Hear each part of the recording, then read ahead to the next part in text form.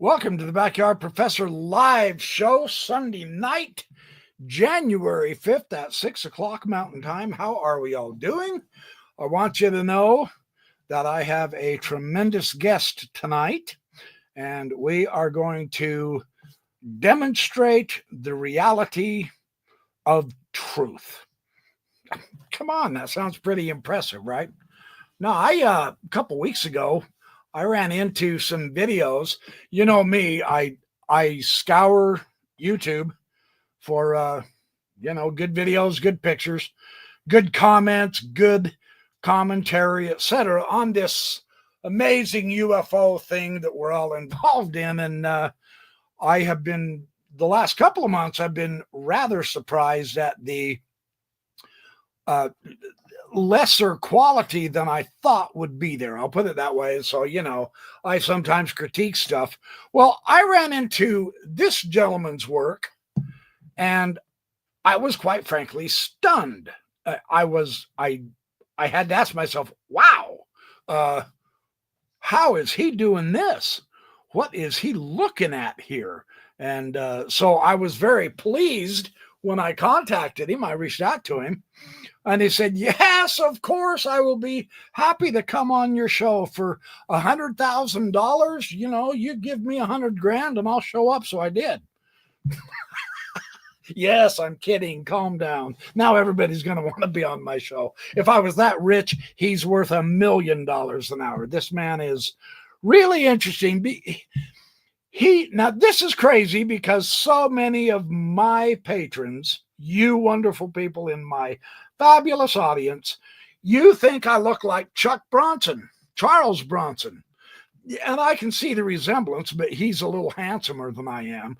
And I've also had a lot of people tell me especially when I comb my hair back, I look like Nick Nolte. I remind people of Nick Nolte.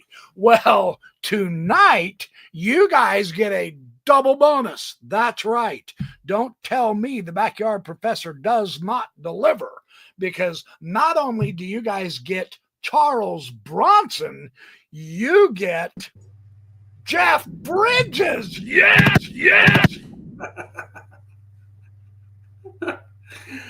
Oh my gosh. Yeah, that was a little low. We've been having a lot of fun. So how you doing, Steve? I am doing great. I'm so happy to be in this new year now. And then things are just as crazy as ever, but sometimes crazy can be good. That's a good point. Yeah, crazy, as long as it's a controlled crazy, I'm all for it. Yes, right. Absolutely. But yeah, it's starting off to be a fabulous year. Yeah, they're saying now that they like me better as Charles Bronson, and you are definitely Jeff Bridges. So this is good. See, I told you my audience was fantastic. They know the good stuff. So this is really a treat for me because I have not intended to become a critic of UFO footage, but I've ended up becoming a critic of a lot of it. And I've been looking for the good stuff, and I find your material, and it was absolutely over the top spectacular. Clear, it was steady, and it was exquisitely interesting. So just briefly, I know you've been on a couple of other podcasts, but I suspect there's a lot of people in my audience who is not aware of your background. How long have you been videoing UFOs, and how come your quality is better by far than the majority of stuff I'm seeing? What do you do? What's your secret? Come on, spill it. Yeah. Okay. Well, first of all, being a UFO person that hunts for UFOs or whatever you want to call it was never anything that I would have wanted to do. I mean, I was always interested in them, but that just wasn't something that I had ever planned on doing. And in 2011, soon after moving here to Las Vegas, my wife and I took a cruise up the eastern seaboard out of New York City, going to Boston, Kennebunkport, St. Paul in Newfoundland, and Halifax in Nova Scotia. So this was in October of 2011, and Halifax was our final port. So we got on the ship that night and we took off, and we were going to be at sea for 2 nights going back to New York City. But the very first night after dinner, it was probably 9:30 in the night. Back then I used to smoke cigarettes, and I'm glad to say I don't smoke anymore. I quit in 2017. But it's because of the cigarettes. I went out on my balcony and I was sitting there smoking, freezing to death. And out of nowhere, this amazing UFO comes out of the darkness. It's heading north while we're going south.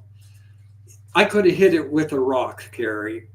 It was that close. It was probably about 150 feet out and right at eye level. I couldn't even blink. This thing came along and then it dipped down like this, like it was going to go into the ocean, but it didn't. It's flattened out right on top of the water, went around the back of the ship, and I never saw it again. So at that point, I just knew instantly that my belief that, there are such things as extraterrestrials, UFOs, and that sort of thing was confirmed 100%. It's still the most amazing thing I've ever seen. That sounds amazing. It was an actual saucer? No, it wasn't a saucer. It looked like, imagine a Tic Tac, but a big fat one. Had 0 lights. It had no sound. And like I say, I couldn't even blink. I don't think the whole thing lasted more than 10 seconds. But it was just so close and so profound that it just blew me away. And so, I waited for it to come back probably another 20 minutes, and it didn't. So I opened, the door and went into the cabin, and I told my wife about it. And she's the opposite of me. She says, don't tell anybody because they're going to think you're crazy. Yeah. And at that point, I thought that's probably some good advice right now. Just let it go. But I had it on my mind. I mean, I was just never seen anything like that in my life. So anyway, 2.5 years later, we're here in our new home in Vegas. And once again, I'm going out to have a cigarette. It's about 8:30 at night. I was watching American Idol. And I paused it, went out on my back patio, and I'm just sitting there. And this time, out of the corner of my right eye, I see what is the most beautiful crimson red colors flying by. And what it looked like a semicircle of vertical tubes that were all that color. And it was probably a saucer. I couldn't see the front of it, but immediately, Carrie, I knew I have my phone in my pocket. I'm going to get out and try to film it, but do it without taking my eyes off of it because it was moving. So anyway, all of a sudden it stopped. It started going backwards towards me, and then it stopped again and went forward again. And at that point, I was already, all of a sudden, it spooked me. I was actually scared. I thought it saw me and that it was just coming back. But anyway, it kept on going. And by the time I got my camera out, I'm pretty much know where it was because there were 2 brothers that witnessed it as well that contacted me. It was about 14 miles away that quickly. And they saw what they saw was a saucer, and that it put a sense of dread into them. So it's the only time I've ever been, had my adrenaline going, have some kind of scary feeling. But that's the moment where I decided, wow, here I am, getting older. I thought I was never going to see a UFO. And now this is the second one. And it's the second most amazing thing I ever saw. That's the time when I decided I'm going to make a hobby out of it. And so that your subscribers know, I was in the Navy from 1972 to 1978. And that 78 was reserves. 75 to 78 was reserves. But from 72 to 75, I was in the Gator Navy. And what that is it's like the Navy Seabees, the Navy SEALs, assault craft units, Cause Riveron units. And then my unit which is called Beachmasters. And we are the ones that are in charge of amphibious landings. But it was there that I learned how to stand watch, really be observant. I've got to fly on helicopters and do all sorts of things.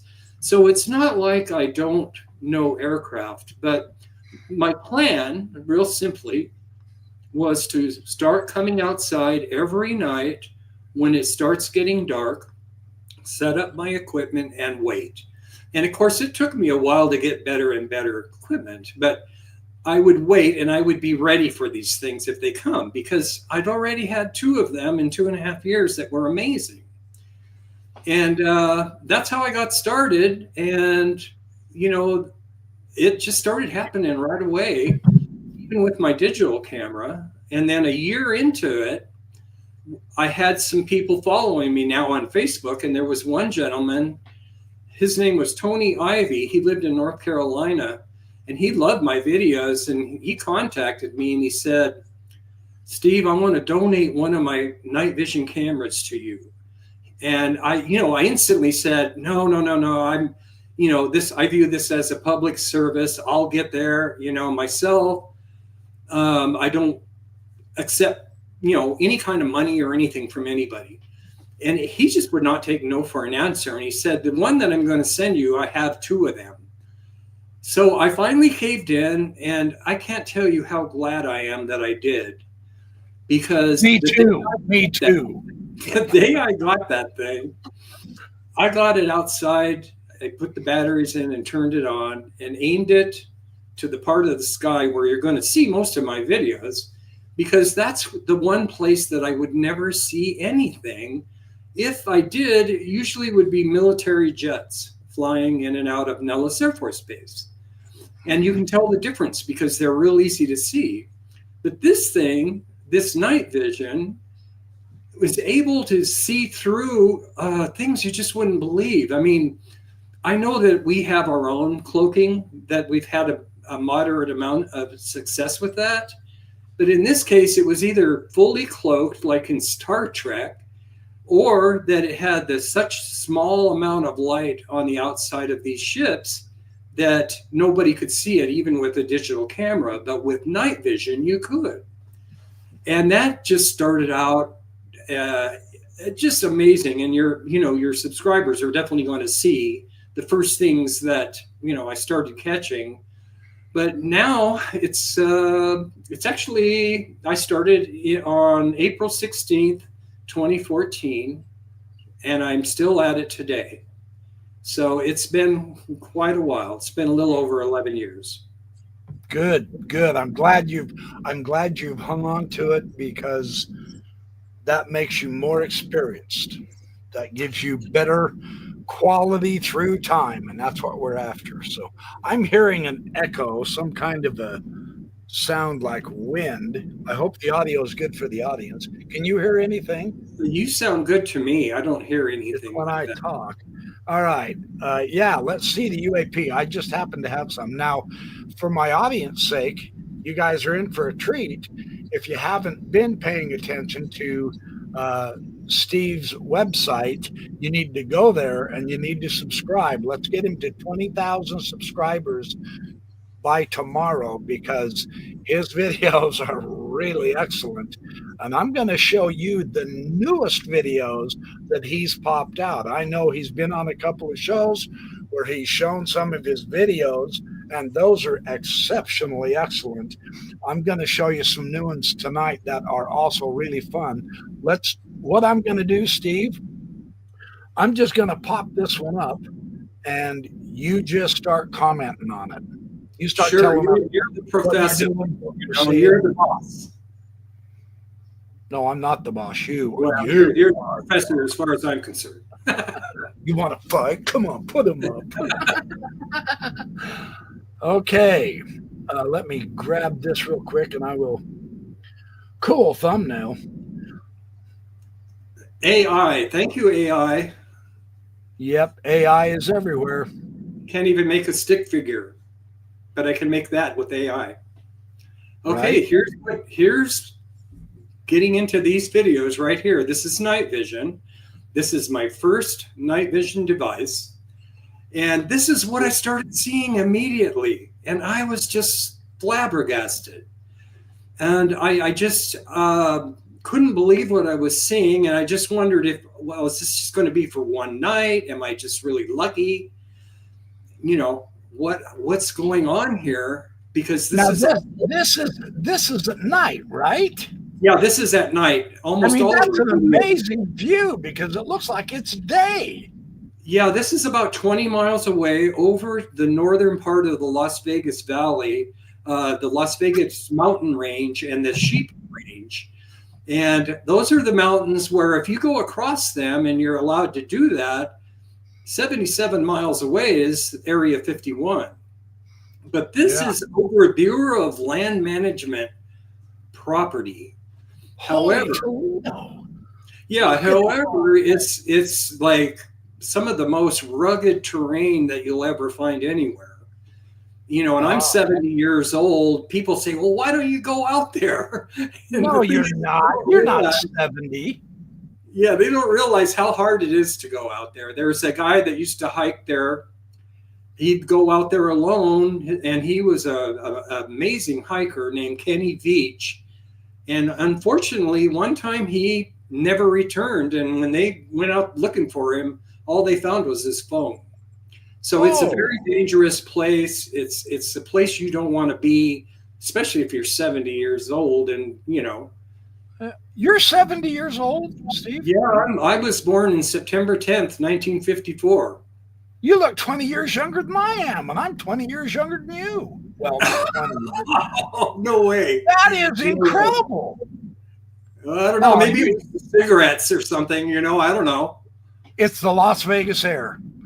It's the UFO hobby. Okay, let's keep going on this. This is what astonishes me here, really serious. Okay, now I know you said on several of your videos that you've sped them up. Is this somewhat sped up, or is this the regular speed? Yeah, Carrie. The thing that I had to start doing right off the bat was these objects. They seem like they don't have much of a middle ground. They seem like they either go very slowly or they go fast. And when they go fast, they just seem to disappear because that's how fast they can go. Yeah. So when I started putting videos out, if I put it at normal speed, people would think they're just staring at stars or planets, unless they see a really neat pattern like we're looking at right now. Yeah. These things were doing geometric patterns that you wouldn't believe. And they would lock in and then go into a tumble or a roll. It's just beautiful. Yeah. The thing is, a lot of people say, well, are those drones? And I said, this is 2015. This was not happening at 2015. And these things are 20 miles away. And if they were drones, and especially over a long period of time, if they were drones flying around, you would see videos of them everywhere. Even 10 years later, I still have not seen anyone else take videos of these exact things. How interesting. So yeah, your point about drones in 2015 is actually, now I've flown a drone a few years back. I haven't kept up with it a lot, but the little commercial drones are not really big, so it's unlikely you would see them that far away anyway. They wouldn't be this bright, would they? No. Mine didn't even hardly have lights on it. I think they've changed the regulations on them since I've flown drones, but yeah, that's interesting. Yeah, and the other thing is too, you know, it's just that that far away, it's amazing. And over the years, then I really know that they're not drones because I have video of one of them coming into existence in a clear sky. It's just manifesting out of nowhere, nothing, turning into a full-fledged white orb, just like these. And then there were other white orbs in that same area, and they eventually faded away. And then this one did it too. So over the years, I see them do things which I just call it giving themselves away. They seem like they're going to do something that show you that these are anything but conventional aircraft. Yeah, well, it's actually, I mean, let's just solve the mystery right here, shall we, Steve? Let's level with the people. This is swamp gas. Yes. That's another thing, Carrie, is the first time I captured a UFO on video here, I was so excited. It was on a digital camera, and Oh, I that was was talking, really. I was talking to my son, and he said, "I'm going to call Nellis Air Force Base and see what they were doing. What is that?" And he got a hold of him, and he called me later, and he goes, "You wouldn't believe what they told me." And I go, "What did they say?" And he said they said it was a single jet fighter doing maneuvers over the city. Oh, And the come thing is on. jet fighters can't go forward in reverse or hover. I guarantee you not one of these lights is a jet fighter. There's no way. Yeah, They no don't way. look like that at all. I've never even, I mean, the closest I've been to a jet fighter is 20 feet away. I've never flown one, but I've watched them fly, and they don't fly like this. I guarantee it. Yeah, Yeah, that's, it's been super difficult knowing who you can trust and who not to trust. And I yeah. mean, I'm not paranoid and not a conspiracy person or anything. I'm a veteran. I'm, patriotic. I think any country would want this technology. But, Look how you know, fast they zoom in and then slow down and group together. And they almost look like they're playing, don't they? exactly. That's exactly what I've always said. They seem to be having fun. Well, they're And in Las Vegas. Doesn't everyone have fun in Las Vegas? I don't think everybody does. Hey, when I lived there in 91, I was there for a summer. And I'll tell you what, I've never seen so many people so miserable in my whole life. They Yeah, were angry everywhere. we stay away from all of that. Yeah. We go down to the strip like to watch the Golden Knights hockey team Yeah. once in a while, or we just went to a Raiders game, but we stay away from the strip. Yeah. Yeah. I ended up getting stuck on the strip one time during rush hour. Took me 6 hours to get home that night. It was horrible. And it was so hot. I mean, the temperature down there is just a nightmare in July, and I didn't have an air conditioned car. Yeah, this July, my son and I took a cruise up to Alaska. Well, while we were gone, my wife was home with our little dog Tater, and we hit a new record here for heat. It was 121 degrees. Oh, And of mercy. course, the days that weren't records were 118, 117. Ugh, Just terrible. It's that is horrible. too warm. This is absolutely exquisite. I mean, we've seen like a dozen of them. Now. Is that the mothership? Well, I didn't ever see anything early on that I would call a mothership. These No, that things, great big bright light. Wasn't that like a street light or something? I don't know. Yeah, there's a street light that you see a lot because that's important. I should tell the subscribers that is that when we purchased this home, we were previously living in Utah in St. George, Uh-huh. and my wife is a paralegal. I was building websites and doing that sort of thing. But anyway, her attorney, her boss said, "How'd you like to go and work in Vegas?" He had an office in Las Vegas. He had one in Colorado and one in Utah. And I said, "Let's jump on it," because that was the middle of the subprime disaster. And I knew that we could get a house here in Vegas that was worth twice as much as what we would pay for it. And that's exactly what we did. But I found this house online myself, and it had everything we wanted, the right number of bedrooms. It's a new home. It's real beautiful.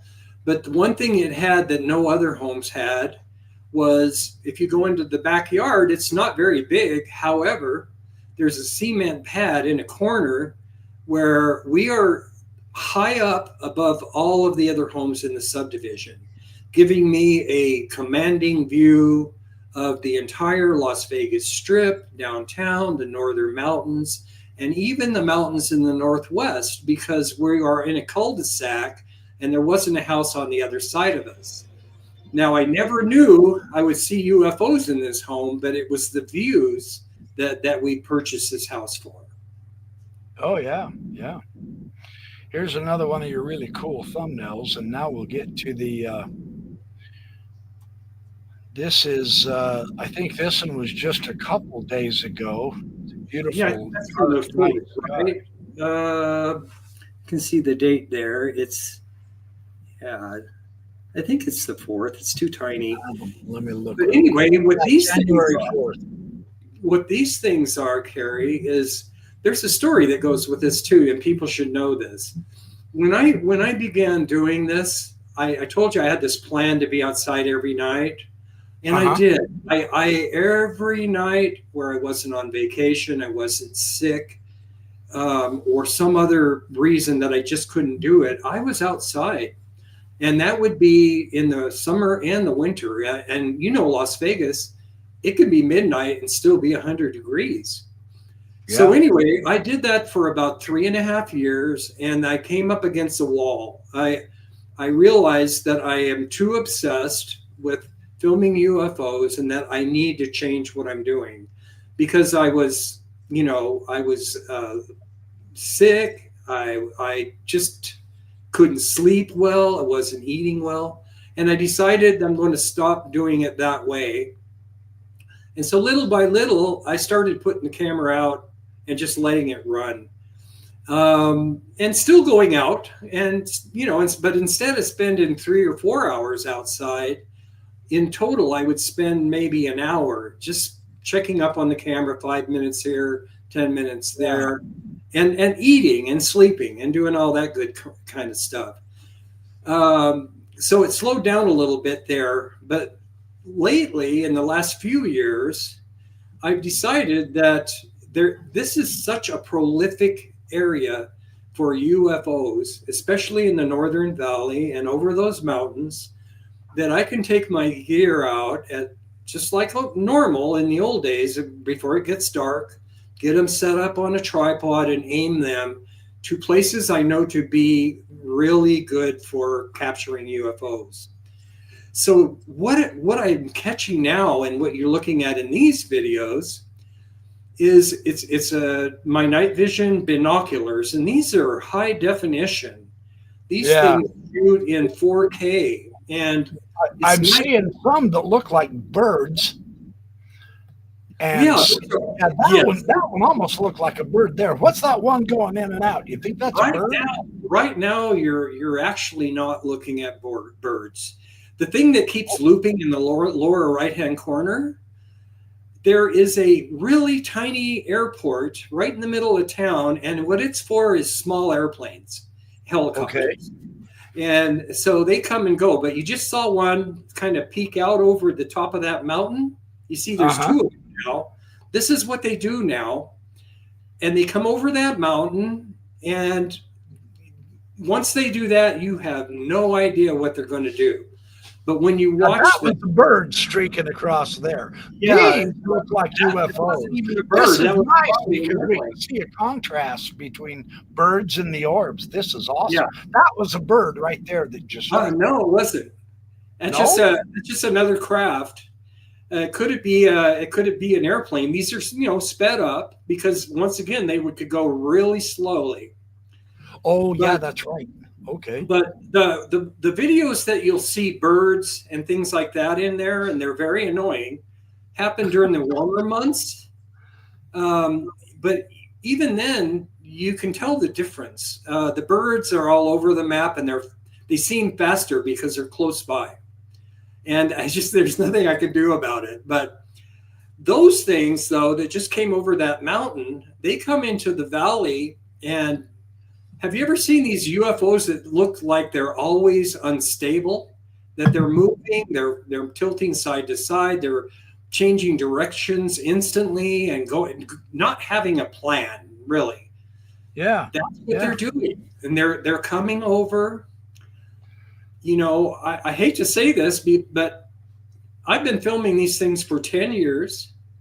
And the one place that they uniformly seem to be going is to Nellis Air Force Base. Okay. Oh. So you have to think about it. Why would these things be here for 10 years and you don't see anybody chasing them down or doing anything like that? It's because they've been here much longer than that. They've probably been here since the 1960s at least, because while I was learning all this and doing all this, I also am learning more about the area and about people who had experience with UFOs in this area. So if you've never heard of him, his name is Charles James Hall. The man was brilliant. He was a brilliant man. He's still alive, but he's, probably not real healthy at this point. He's a lot older than I am. But he was a meteorologist for Nellis Air Force Base.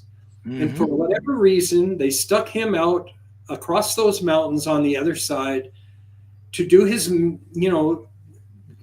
weather forecasting. But also, he was also like an envoy to the tall white aliens. If you've ever heard of the tall whites, they are said by Mr. Hall to live out there, and that Nellis takes care of all their needs. They have kids just like we do. They come and go. Some people think they even go into town disguised and gamble and do all that. I don't believe that.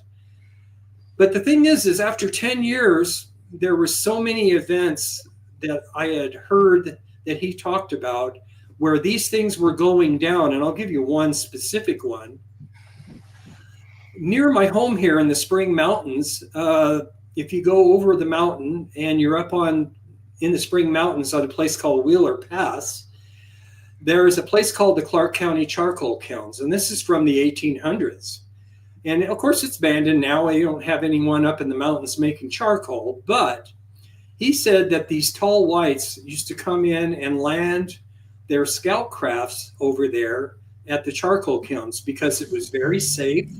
It was up higher. It's a lot cooler. It was relatively flat, even though it's still, four-wheel drive terrain.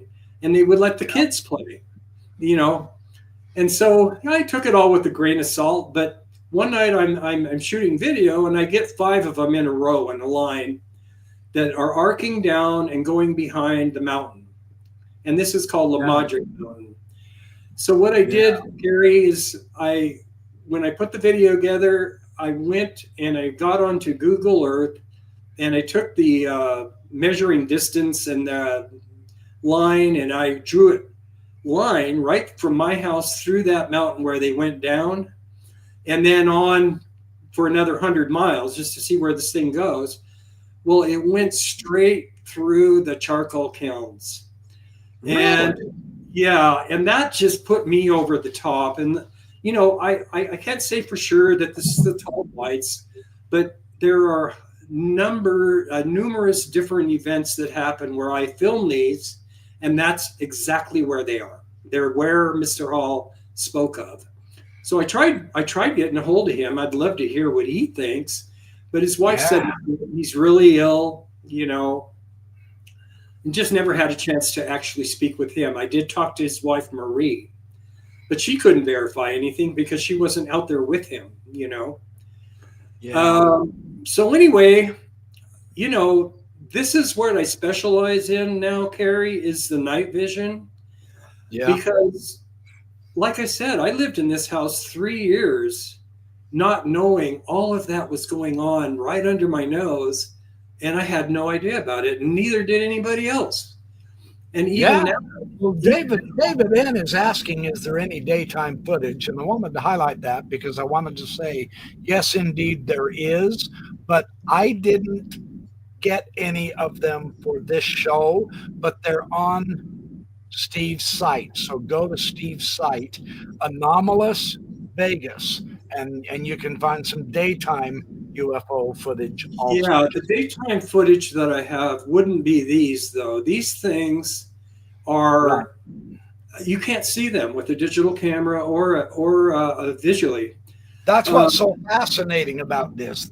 You can't look up in the sky and see this, and yet you put your night vision up there and bam, there they all are. Yeah, now, that is important in my opinion. Yeah, the only other person that has the video of these is the most famous UFO hunter from South America and Mexico, Jaime Maussan. Jaime came to my house in 2016 with his film crew for 2 nights because of this type of thing. Oh, and my. I was so nervous because it's not like these things show up every night, right? And so anyway, I think it was the second night, finally I spot him. And Jaime had this is a TV station, Tercer Milenio in Mexico City. He set up his professional cameras, a digital and a night vision, on the same tripod and took video. And I'll be darned if he wasn't able to post that video on his website showing the same place where you could see these things with night vision and they were invisible on the digital. So he's the only other one. And, I've been pushing this for a long time because it would be to my advantage if a lot of other people started filming these. I mean, there would be a lot of, questions that had to be answered if other people were doing this. But here's a question for you. Oops, excuse me. Did you get any footage of that crash in Vegas? What crash are you talking about?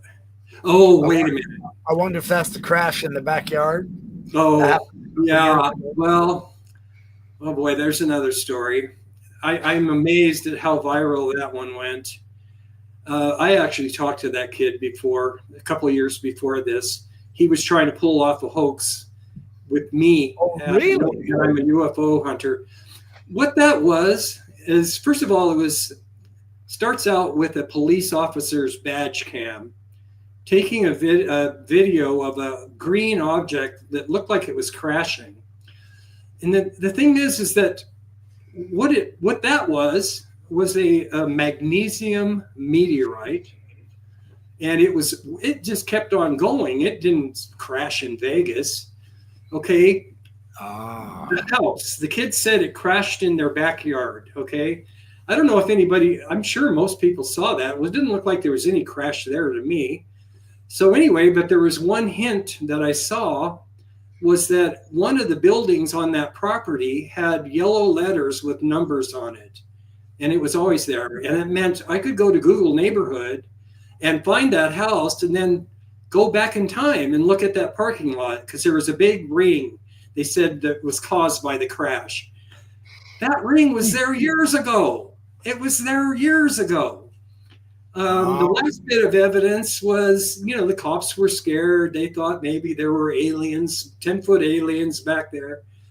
The last bit was a ring camera in another house that heard this big boom like a crash. Come to find out, that video had been altered and blurred, and it wasn't even on that day.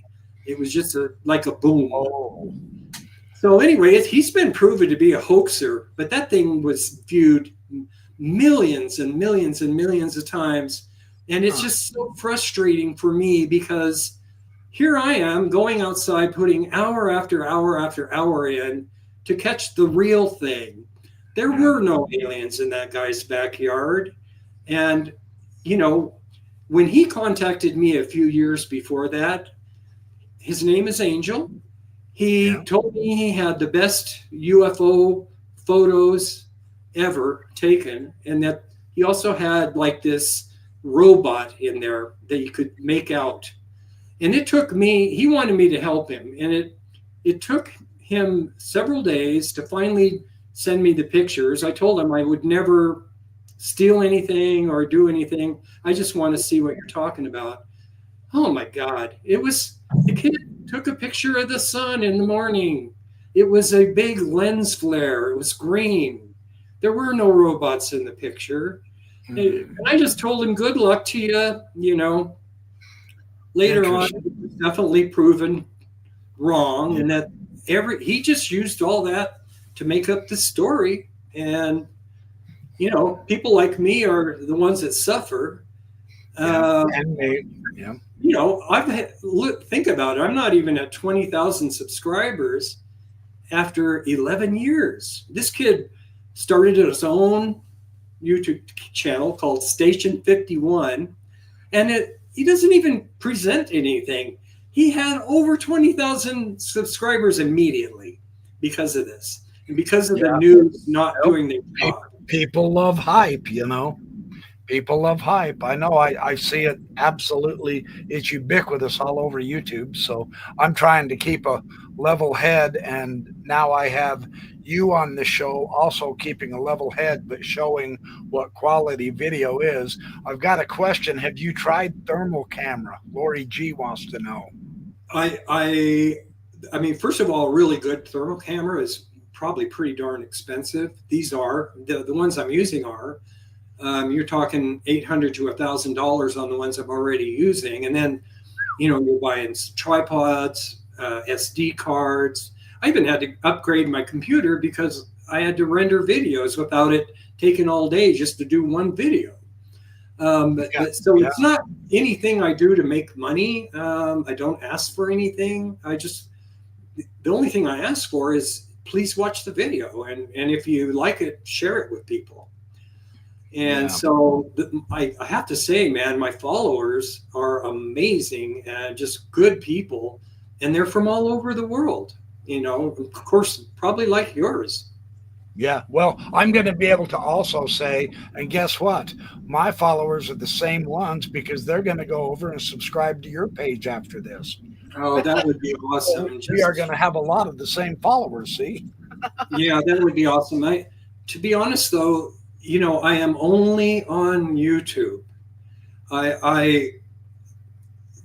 One thing about me is probably kind of weird is that even though this all happened to me, the most important thing in my life is still my family and my home and my wife, And so this is all secondary because it is a hobby. It's secondary to my home life. And, I just felt it was the right thing to do. I'm not trying to get famous. I don't have podcasts. I don't have Patreon accounts. I don't ask for anything, and the only thing I want is for people to watch the videos. You are monetized. They know that this is real at the very least, it's all real. Yeah, and but you are monetized, aren't you? Yeah, I am. But at my level, Carrie, it's like, maybe I get a check from Google every 3 or 4 months, and it's like to go take my wife and my son out for pizza. It's not really very much money. And any money that I would make that would go above and beyond that, I would just use that to either help pay for new upgrades and things like that, or even like this Christmas. I talk about Nellis, but my wife and I also take on several Nellis families each Christmas and go shopping off of a list for them because they have, this time it was 2 kids in one family and 5 kids in another. And it's just such a good feeling to do that. Well, the reason I asked is because really sincerely, the laborer is worthy of his wage. And you do sensational work. You are the direct influence for me saying I enjoy watching other people's materials. Let me stop this for just a quick sec, because I do want to make a very important point to you as a friend. I work very hard to get quality information out, and I don't mind getting paid for that. You work very hard getting quality video out, and it's okay to get money for that. It doesn't make it any less than. It doesn't make you a crook or a robber. I mean, we know this. I'm just saying this out loud. Yeah, I know that. Your work has directly influenced me to say, okay, my time has arrived. I've been looking at everybody else's materials, and I've been critiquing them, and I've been trying to get a level head. It's almost like an answer to a prayer in a way, because I'm almost, I've seen so much that just isn't valid that I almost become desperate with my sarcasm, in a way, begging people, can't you please just quit zooming in and out every 3 seconds Yeah. and moving the damn camera like this? Can you please Yes. give me a smooth 20-minute? If it's a real UFO, there's no way you're going to get up there, do a 5-second click, and then go make a YouTube video. No, you're going to be crawling over razor blades to keep the camera. Absolutely. So, but you have influenced me to where I'm going to also do it, so we can become a dynamic duo with this. I'm very excited. I don't zoom cameras in at all with these devices because they're digital zooms. They're not optical. And digital zoom is something you can do a better job of as you're editing the video when you're getting ready to publish it. You don't have to worry about the camera aperture or anything. Shaking and moving all over the place while you're trying to do it. Yeah. Fantastic. All right. So here's another one. UFOs over Vegas, more common than you think. This one kind of looks reddish in a way. That's not Mars, is it?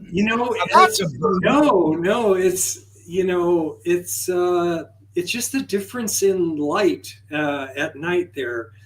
Right when I go out and I turn that on and you're looking that direction, it almost looks pink sometimes. And then it turns to red. Yes. Yeah, and it's just the lighting. It's just the sensors in the night vision device that just view it that way.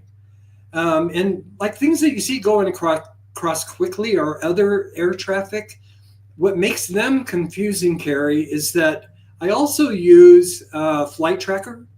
So I have two apps that I really like to use. One is a satellite tracker, and the other one is just Flight Tracker. And you want to see what's in the air, and you can be looking at 10 different things in this part of the sky, and maybe have no hits that are on Flight Tracker. And that means it could just be a normal military flight. It could be ET. And the other thing I have loved about your videos, and I'm going to brag like crazy on you here because this is a bragging right, and I am personally very appreciative of what you do in many of your videos, is while you're recording, and you're recording over time, your recordings can sometimes be like 45 minutes, which for me is what I've been begging people to start doing. That's where the validity becomes. But you have actually identified with the word and the arrow, this is Jupiter, and you're pointing to it. And then this is Mars here. And then the UFO shows up so that we know, okay, he's not just mistaking a planet or a UFO, etc. That's invaluable. It's really I try to point things out as much as possible. The other thing is, though, even now, just like we do, these things also evolve. So over the years, between 2014 and now, I've seen them always coming from the same areas, but now they have different routines. But they've always been here. And the good news is, too, that over all those years, you have events happen that show you who they are. Like I don't know if you're going to show the Tic Tac one tonight, but that thing. I'm not. I did put it on the thumbnail. Well, yeah, and you I can find it fast enough. No, don't worry about it. You showed it a week ago or so when you were talking about me coming on the show. I don't even know if you were sure I was coming on the show at that time, but I wasn't.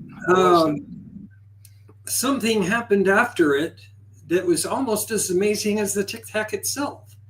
All of a sudden, another white orb comes slowly drifting across the valley, stops what appears to be right over my neighbor's roof, and just stops, and then immediately brightens up beautifully with this kind of a blue aura around it. Yeah, and it got big.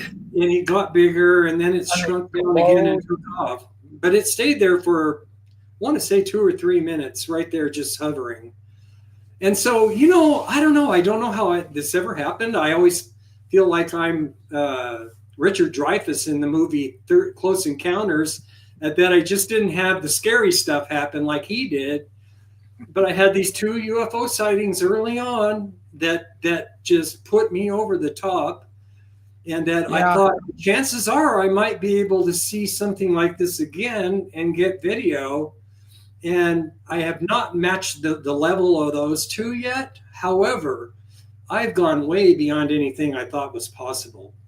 And it's all because of just being, consistently ready, consistently going. And even if I'm burned out or sick, my camera doesn't get sick and it doesn't get burned out. So I just get them out there and let them run. Hey, David N. has a question for you. Does Steve have any sense that the NHI are benevolent or not? What's your thoughts on that? NHIR. What is that?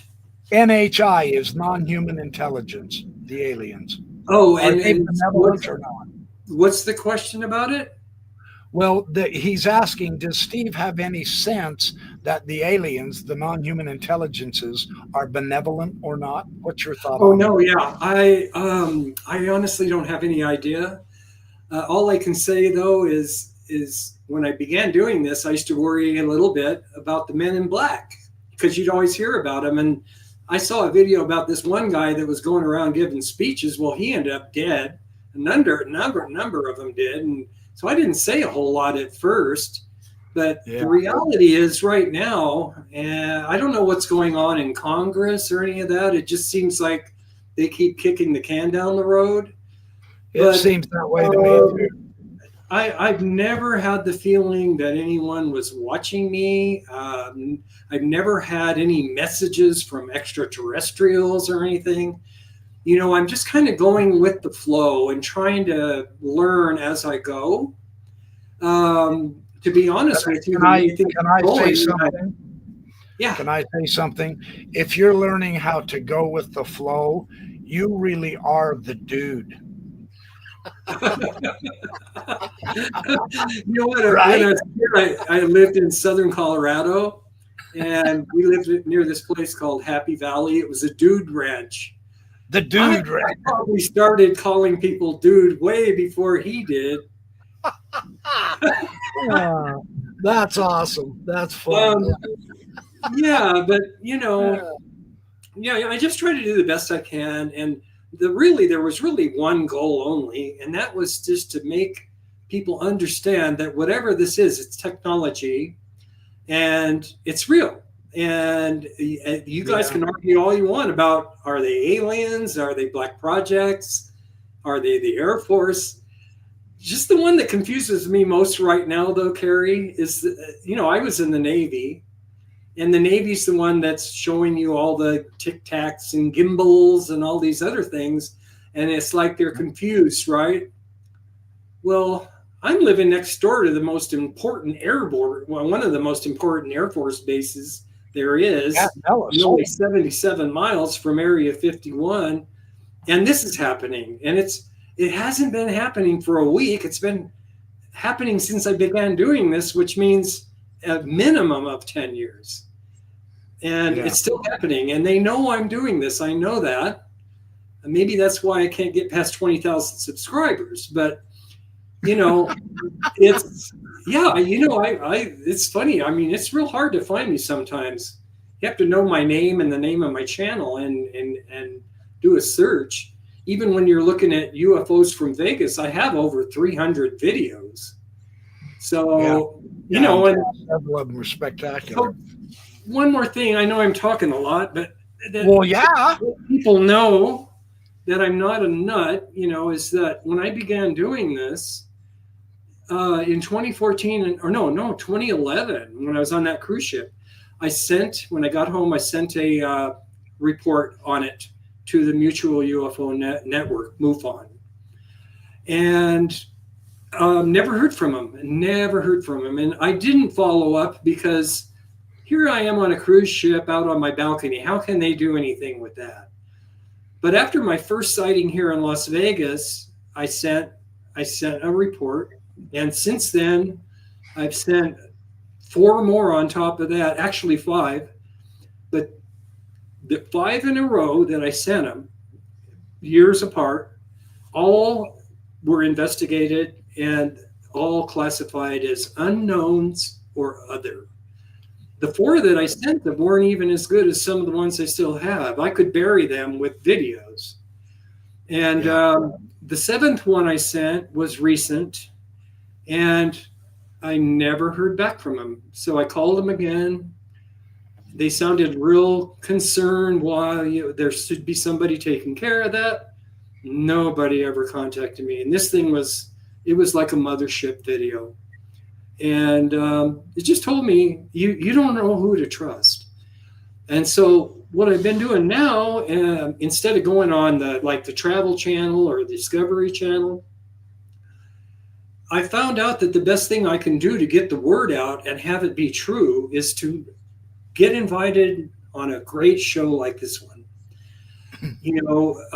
Just recently, Jeff Mara. Well, this isn't the only time I'm having you on this.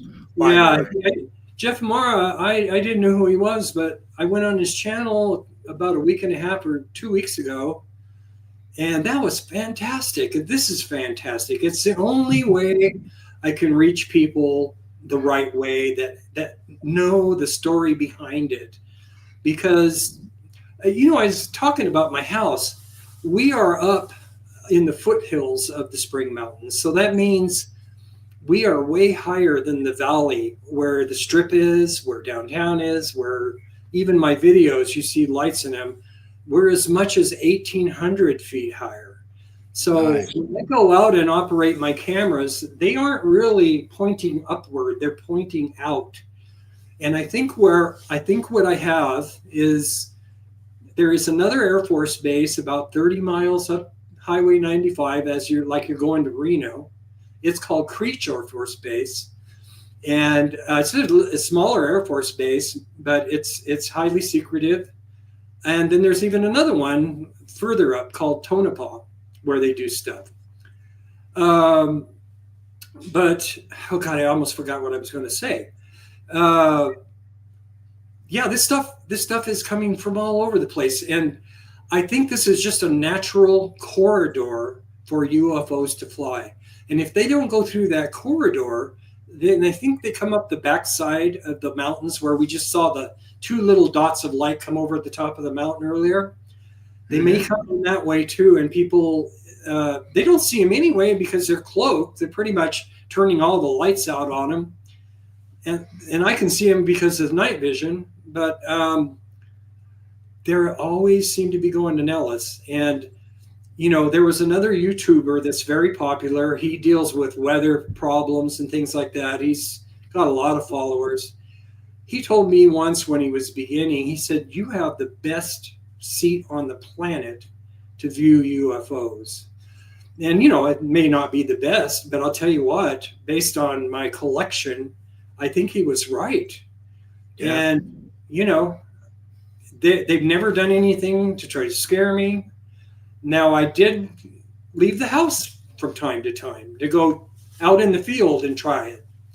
So one time I went to this place called Apex, right next to Interstate 11, which so is Nellis, but it's not on Nellis property. I told this girl that's a UFO hunter here in town I'm going. She was the only one I told. I told her on the phone. Well, anyway, I get out there that night, and there's nobody there. There's nobody. And I'm like, right on, I got my tripod out, got my camera set up, and I'm just waiting. And it's boring. There's nothing happening at all. And coming down the road, I see a white Ford Ranger coming, and it's the passenger side. They have one of those police spotlights, and they're shining it all over the place, but not just at me. And they turn off of the road, and they park about 200 yards away from me in this big dirt lot.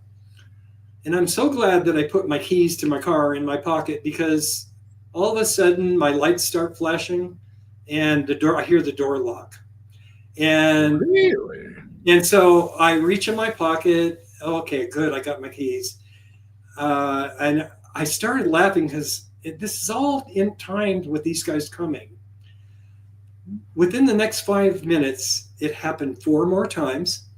By then, now I have my hand out like this with my keys. I thought maybe it's possible the buttons or something. They did it again, total of 5 times. So I stayed about 20 more minutes. Nothing ever happened. Never saw an airplane or anything. And I decided to leave. And as I was rolling out of the dirt lot, I tried to get close to that truck. The windows were all blacked out. And so what they were is they were camo dudes, just like the ones at Area 51, because Nellis is the Air Force Base that runs that place out there. And they knew I was coming, and they wanted to scare me away because they didn't want me to see anything. Yeah. And so that was one event, but I'm talking about humans, not aliens, right? And then I've had helicopters fly over a couple of times and light up my backyard while I was out there, but that's it. It's true. Hey, while you're conversing on this next video clip, you said that there's been a couple of times where your camera batteries drain. I saw a comment in the chat that someone's camera actually got turned off. I'm assuming they were talking about the UFO, but you said you've had your batteries drained while you're videoing these UFOs sometimes? Yeah. Over this period, it's actually almost 11 full years now.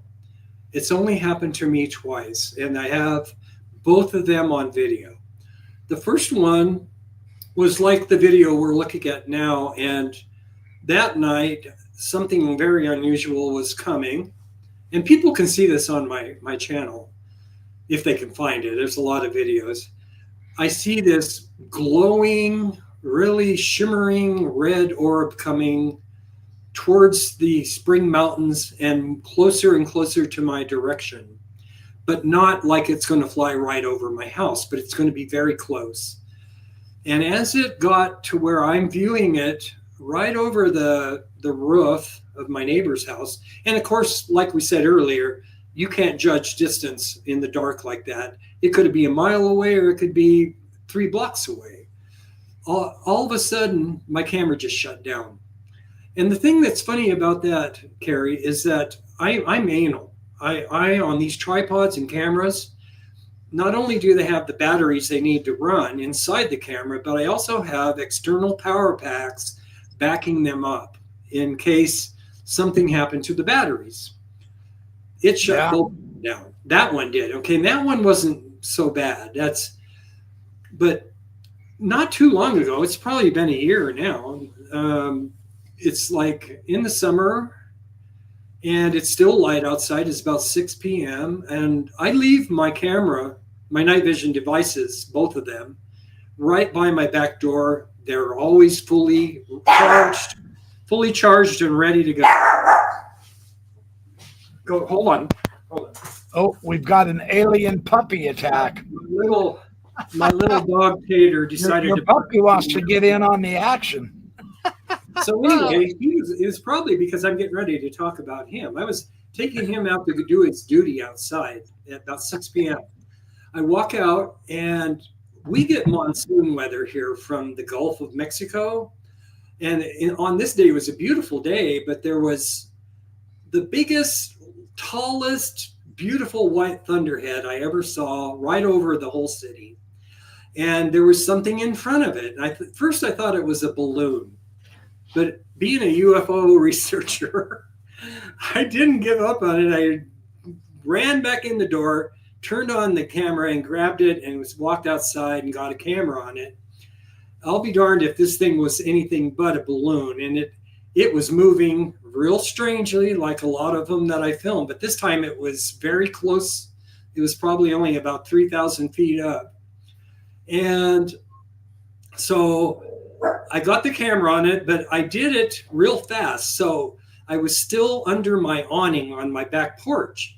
So before it got out of my sight, leaving the camera turned on, because I didn't want to turn it off and back on just to move, I went out on that cement pad that I'm talking about and then got on it. I filmed that thing for about 20 minutes before it finally got me where I was so tangled up around this tripod that I couldn't film it any longer. And I ran in, popped the SD card in the computer, And I noticed there was only 1 minute and 13 seconds, I think it is, of footage. And I'm like, no. I filmed that thing for 20 minutes. And what ended up happening, and you can see this video, and I talk about it on the video on my channel, is this thing at a certain point, thankfully I filmed it when it was at its closest to my location, because it did go further away and then kind of return.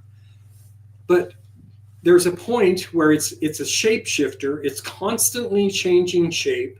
It starts out as a maroon, beautiful color with these white spots and then little dots, almost like a ladybug. But it was rocking. It was rocking, but not spinning or turning. And every time it would move, it would look different. Every time. These little white spots. I actually commented on that video as well. Yeah, these little white spots all of a sudden turn into that was fascinating globe of a glowing amber sphere inside. Then it seems like it's on fire. So at the very end, though, right before the camera got off, I'm filming this thing, and I finally got it, and it turns now into looking like a rough, dark rock with points and knobs on it. Kind of like the old, armor and weapons they had with the knights, a mace. Yeah. Or well, even and when World War II, World War II, they had the mines in the ocean. And it looked like that, and it did that, and it changed a little bit more, and all of a sudden, that's the last I have of it. I would never turn my camera off. That's the moment. I didn't know it at the time that it shut me down. But the next night, I always take my camera out and get it going again, right? As soon as I turned it on, it was dead. It was dead. Well, and then in the video, when it kept moving, and there was a patch of blue sky, and it changed color. It looked metallic at that point. Broke out. It looks like it tilted in a way, and it lost all those spikes. And it broke out into the blue sky. That's a great video. I think I wish I'd have found it. I didn't find it for this show, but that's all right. That's probably my favorite, just because people say, "Have you ever interacted with a UFO?" And my answer is always, well, kind of, twice. The first time was a red orb coming, and then that one was, it was a prize winner. I mean, it was the most interesting UFO I've ever filmed. And this time it was in the daytime. It was very clear. You keep talking about this. I'll be right back. I've got something I got to go get. Oh, sure. Let's see. What are you putting on? Yeah. The most I have, okay. This, Carrie might want to see this. This is a device. This is my middle device. This is after I'd already had 2 older Luna Optics monoculars. And they did a good job, but this thing came in and it's an upgrade. And, it just made things better. You notice the white dots aren't quite as big or anything anymore. It's just getting better and better and better. So just within the last couple of weeks, I've now got their newest flagship product, which they call it binoculars, but it really isn't. It just has the technology that makes it look like binoculars. And it has, this technology in it that makes it have to look that way. So, like I say, I'm just glad that I was able to meet Carrie and be invited on this channel. I was telling him I've been on actually national TV shows, and they didn't do anything to help. I was on UFO Witness with Ben Hansen, and that really made me mad because they lied about everything about me, everything I said. They tried to make it fit the story they wanted to tell. I was on another one that was just more for fun, called Rob Riggle, global investigator. That was fun. That no, you know, no harm done there, you know. But once again, neither of those did anything to help get my story out about having these UFOs. Then I've been on paranormal camera, caught on camera a couple of times. I also been in several documentaries. One of them it's by Krista Alexander called Lights in the Sky. And then there are two other documentaries. They're both called Aliens Uncovered, UFOs over Vegas. And then the other one's Aliens Uncovered, The Lost Race. So that's pretty much it, other than, you know, TV, local TV news stations and stuff. And Carrie's back. These orbs look like they're doing a formation run, aren't they? This is the camera I was talking about. Carrie, this is the camera I was talking about that is the one I don't use. This is the one I don't use right now. Okay. So see, they're following each other in line, and that's pretty bright. Those are pretty bright, aren't they? Yeah, and you see colors, you know. Yeah. That's nothing I created. That's how this device at that night films. It can look totally different from another night. But this is the upgrade. You say you can't see these with the naked eye. It takes the dark. No. Like I said, I lived here for 3 years. Same house, same view. Never knew any of this was happening until I got my first night vision device. Wow! And this still, even now, 10 years later, I'm still the only one filming them. Yeah, this is spectacular footage. But the reason I love your stuff is that I did the Tedesco brothers a couple of weeks ago, and they also use really good equipment. I got their book Nightcrawler, Eye on the Sky, and they are talking about the importance of recognizing that the infrared cameras and the dark night vision cameras will pick up stuff that you're not going to see if you're looking through a pair of binoculars or just looking at your phone. So this is what is so remarkable to me is we may not realize just how present they are. Yeah, you know, first of all, you know, I personally, I was raised in a family where, you know, my parents, they were good people, but they were also really unusual for their generation, is because they loved Las Vegas. That's why I live in Las Vegas. They love partying, dancing, gambling, doing the whole 9 yards, you know?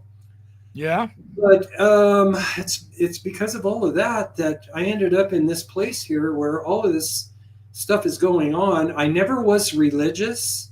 My parents never took us to church or anything. And so I always made my own choices, you know? And so when you talk about religion, I wasn't ever formally trained.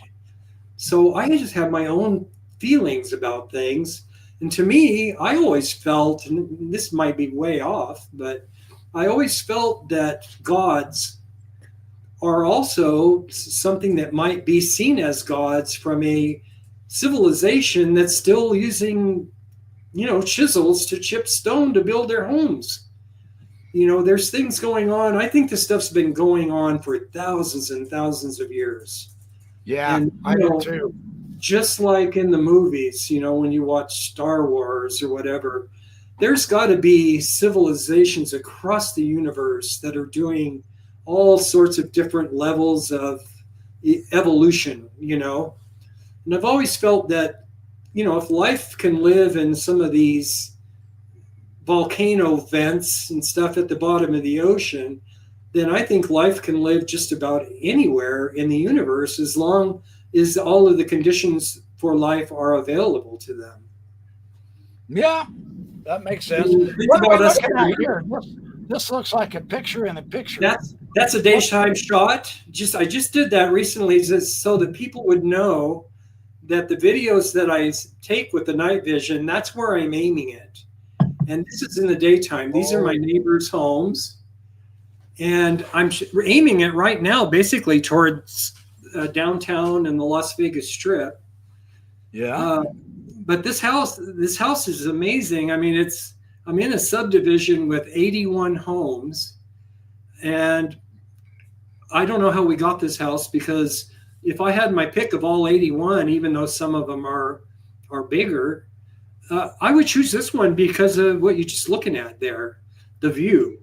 And it looks far away here, but we're 13 miles from the Strip. We're 13 miles from downtown, but we're only about a mile and a half from the entrance into Red Rock Canyon. And behind there the front of my house is the La Madre Mountains and the Spring Mountains. Stuff happens there too, but I don't film there because I would be out sitting in the middle of a cul-de-sac every night. And right here, I am just very private. No one can see in my yard. Right now in that video, way off in the distance on the right-hand side, you see these little lights speeding along. That's Interstate 15 coming from Salt Lake City and Mesquite, Nevada. Oh, I know right where you're at there. And it's sped up, so you see them coming into town, and that's a big, long straightaway that comes in. But this also shows you that we are higher up and that I'm looking down on those areas. Yeah, you're above it. Yeah, that's cool. Yeah. So, someone else was saying earlier in the chat that they also have seen UFO orbs up there in Henderson as well. Oh, yeah. The whole area, they're everywhere in the area, but it's very prolific in the area where I'm using night vision, because that's where they seem to be traveling back and forth.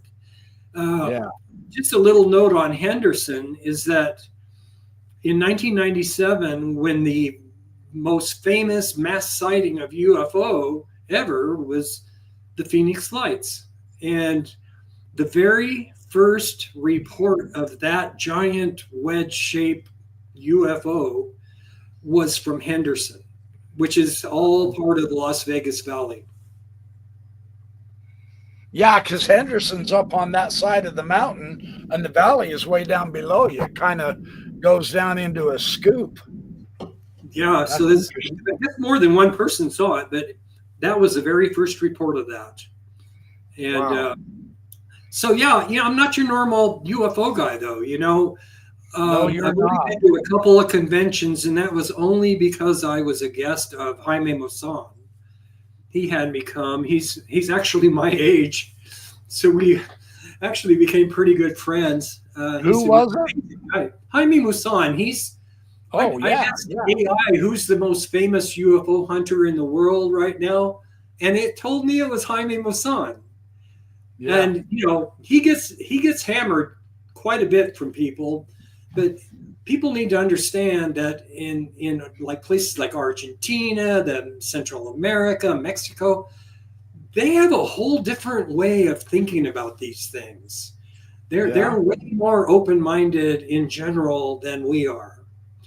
And so, I spent 2 whole days with him here, and then I spent more time with him down in Laughlin at this convention. He is one of the hardest working UFO people I know. I mean, he came to my house with his camera crew, not knowing he was going to ever capture anything, and I love that guy. That's now, cool. Now he's taking a lot of beating for having these mummies. So you're making little circles in this video.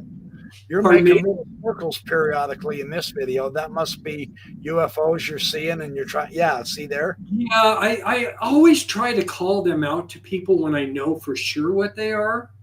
Right. But then it gets a little bit confusing sometimes. I even changed the name of my channel because, not everything there is a UFO. It's right. I used to call it UFOs over Vegas, and a lot of people got mad at me for changing that to Anomalous Vegas, but I did because it's the right thing to do. It's not everything I'm showing is UFOs. Once in a while, I'll get a harvest moon coming up. I leave it on. I think it's beautiful to watch, and it's relaxing. It might not be a UFO, but while I am filming them and that happens, I'm leaving it in. Yeah. So there's quite a bit of activity here this night. You're Yeah, talking I about mean, the it can light be paths. feast and famine. And what's funny now that I have two devices, I don't know if I'm going to be able to keep up with them, but you know, it's not just this area. It's a larger area, and I could even go up. Imagine this screen having another screen just like it above it. There's things Yeah. going on there too, and I have to pick and choose on what I want to film. And when I do it, I always want to have something people can identify in it, like a street light or a city lights or a tree, Yeah. because when Well, it's you just said that before too, in one of your other videos. You mentioned that being there, actually being there, and you can see what is going on for real and all. It's not the same as looking through a camera. You know just a better whole overall situation than we'll get in a video. And so some people will, I've seen people criticize some videos and they're saying, oh no, those are just airplanes, when clearly, like that first video we showed tonight, there's no way those can be airplanes. But yeah. people don't recognize the whole context because they weren't there videoing them. That's why I want to do this so bad. Yeah, I Because want to see. I want to see what you're going to come up with. You know, yeah, the criticisms I usually get are like they don't know what they're looking at. That I should be talking more. But the thing is I have over 300 videos of night vision, and the thing yeah, is all of them are happening in a pretty same area. And so yeah. anyone that's been around for even a week knows what I would probably. I do talk. I put maps in. I highlight UFOs, but I can't do it all. I mean, it's No. this is time consuming. Well, you're a YouTuber. It's not easy to sit and make videos. No. There's a lot of work and time that goes into that. Well, you and I are going to double up and do some UFO hunting together. I can see that in the future. We're gonna have some good times. I'm even going to buy you a hamburger and fries, and we're going to go out there and we're going to capture videos. Here's a question from Squeeze It Ease. Has Steve ever tried playing certain frequencies toward that direction to see if they interact with frequencies? I'm not quite sure what. Yeah, no. Um, Have you ever thought about doing it? honest, I haven't tried that. I haven't tried like mentally talking to them with my mind. Once again, this is probably not a really good thing about me, but like I say, I'm not religious. When I look at UFOs and I think, how could I contact them? I don't think that by me thinking about something in a city of nearly 3 million people is going to get to them. That's me. Now, if somebody can show me that that works, I will jump on it in a heartbeat. But what I try to do is I try not to waste much time on things that may not ever bearing any fruit. A good example, people say, you've been watching the disclosure hearings. No, no, because every time you start getting excited and something happens where they poo-poo it and start kicking the can down the road again. Yeah. So my feeling, based on what I've seen here in the last 11 years, is that there are things out there going on that are so incredible. They're so incredible that even if the government wanted to tell you about it, they probably wouldn't. I'm talking about things made of light ships and things like that. Sure. This almost anything is possible. And that's what all of this did to me, to open my mind. But I still don't try to summon UFOs. I suppose it could work if you were shining a laser beam at them. Leave that to Chris Bledsoe, perhaps, or the Tedescos. They like to shine LiDAR light onto them when they see them. I don't like doing that either, because what if it's an airplane and you blind some pilot and flying an airplane? I can get hundreds of videos without any of that. And they come nearby. They do come nearby once in a while. But, I've never seen an alien. I've seen hundreds and hundreds of UFOs. Right. But, I'm happy just sitting in the background and just documenting them. I don't need to make money. I don't need to have contact. I would love if one came and landed in my backyard. And quite frankly, the way you say that now, however, be careful. It would be scary. It would be scary, but when I look at the way humans behave now, it makes me think, why would these things want to get in touch with us now? We waste so much time on nonsense. And if we would just all work together, it would be unbelievable what we could accomplish. Yeah, I agree. I absolutely. Yeah, no wonder you and I get along so well. We're going to have some fun times together. I can predict that right now. That will be a lot of fun to. Well, it's an honor because, I know that you have a healthy dose of skepticism for sensational things, and so do I.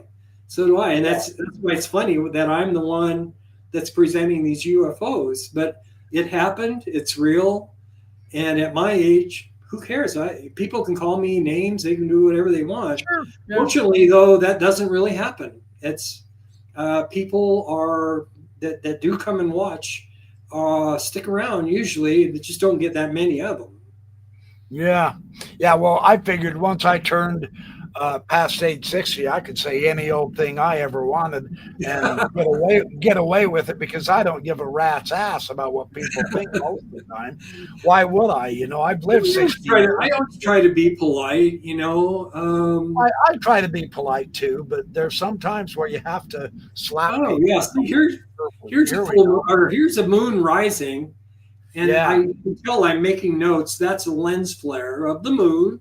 It's rising, the lens flare. This is what goes on with some of these devices because they have coverings over the lenses that make it easier to pick up a lens flare. And of course, I've had people argue that with me, even that, well, that's something else. No, you aren't here editing a video. I am. I know exactly what it is. Yeah, exactly. So I don't take credit for anything that I don't know. Right. I would never put a video up unless I felt it was worthy. Yeah. No, that's and I can appreciate that because there's a boy. There goes a quick one. Yeah, there's an extra with Starlink crap and all that you have to be somewhat careful. And I would imagine after 11 years, you would certainly have the intellect and capacity to comprehend when you're looking at a planet or a star as opposed to something that's moving. If you can just make a video and then speed it up, you can see what's moving and what's not. I many years ago, I'm talking like 30 years ago, I had a telescope and I used to go outside and I got to know all the planets and the major stars. Yeah. But that's my limit on, astrology. And then this all just dropped into my lap. And I know people wonder about all these images, these artwork. I gotta say, the fact that I didn't have a whole lot of people following, and then people would come and go, I just started making these videos the way I wanted to make them. So I started adding music to them, and it's a paid service for some of the music. I pay for it because the stuff Google gives you is not really that good for free. And then AI came along and I started just for fun trying Suno AI. That's making amazing music. And then Microsoft Designer is what I use to make those cartoon looking UFO thumbnails for my videos. But the videos are 100% off of the night vision devices and rendered on my computer. And they definitely have made a difference. I also love the fact, and I'm going to emphasize this because it's what I'm going to do, and I'm going to encourage everyone in my audience, if you guys so choose, to try to capture some video of UFOs, use a tripod. Don't worry about zooming in and out and in and out and in and out. Just get the picture and then put it on your computer and zoom it in and out. Absolutely 100% correct. Yeah. One other bit of advice too is now that we have all this digital stuff, not like the old days when you took a bad photo and you paid for it. It was a bad photo. You had to have it, Yeah. what did they developed. And but when you do this, don't ever delete anything until you're sure there's nothing amazing on it. I'll give you a good example.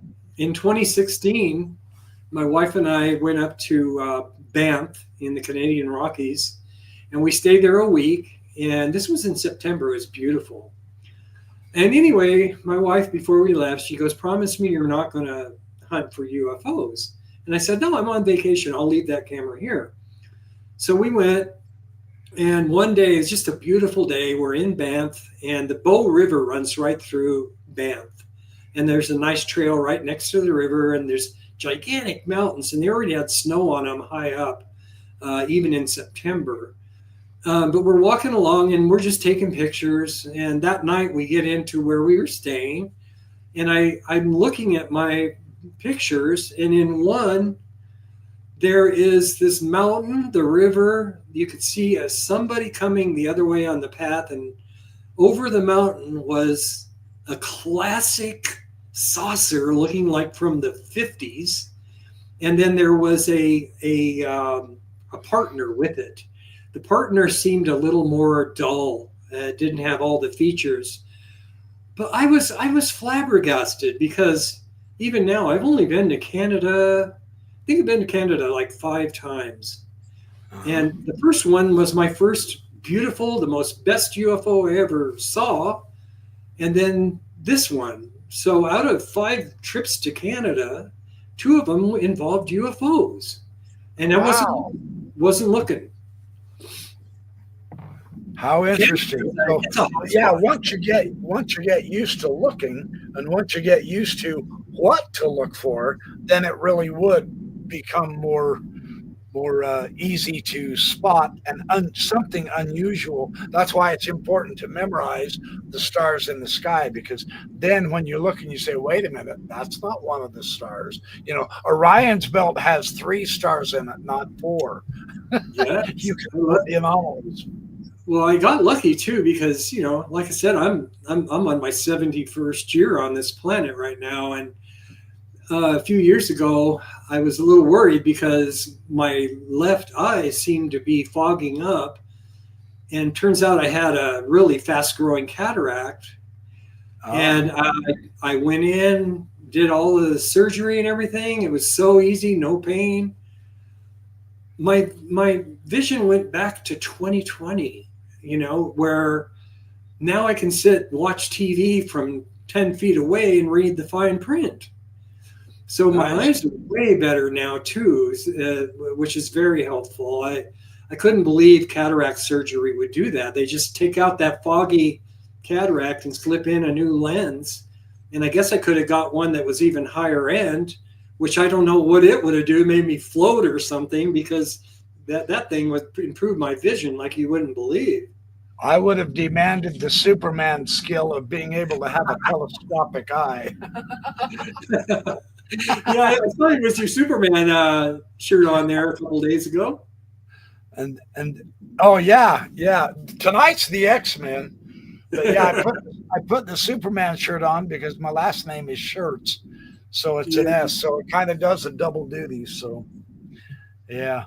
Well, Steve, we're at a little over an hour and a half, but this has just been delightful to go through these videos and listen to your stories and your incredible knowledge.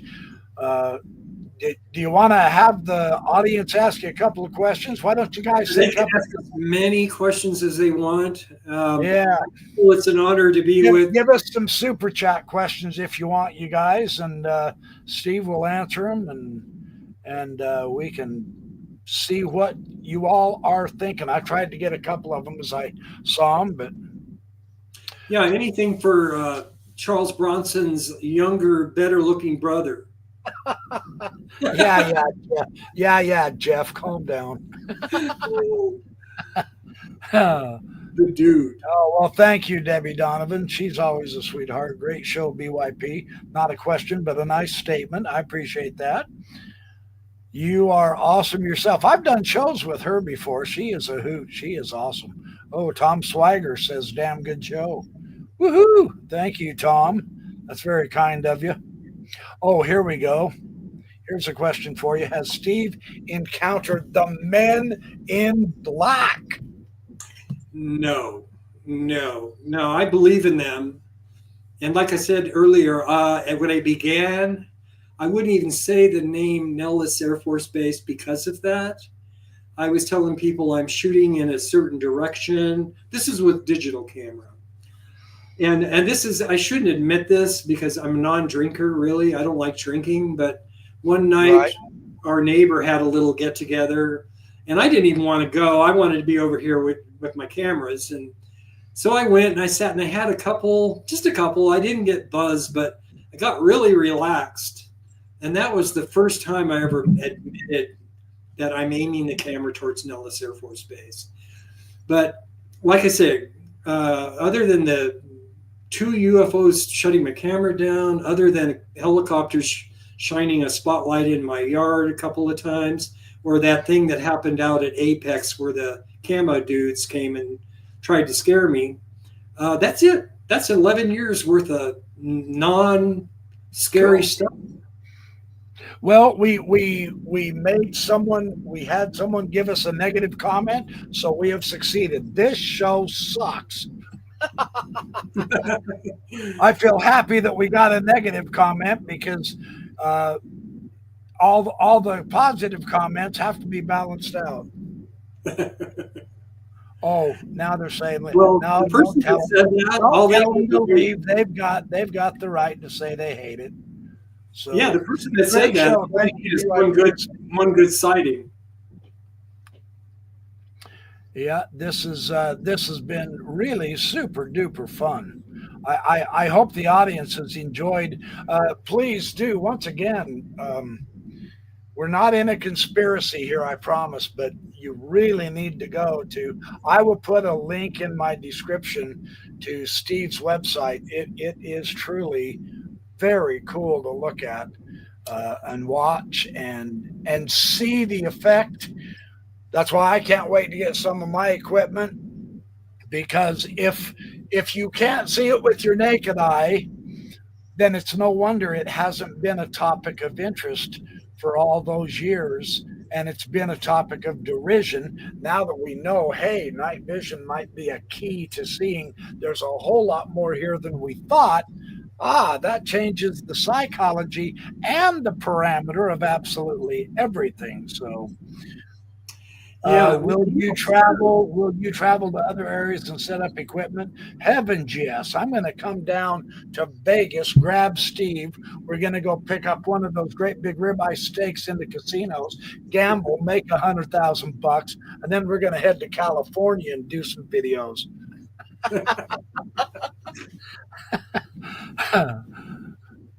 That's fun. Yeah, and I just want people to know, don't let the thought that there are so many videos make you think that it is impossible.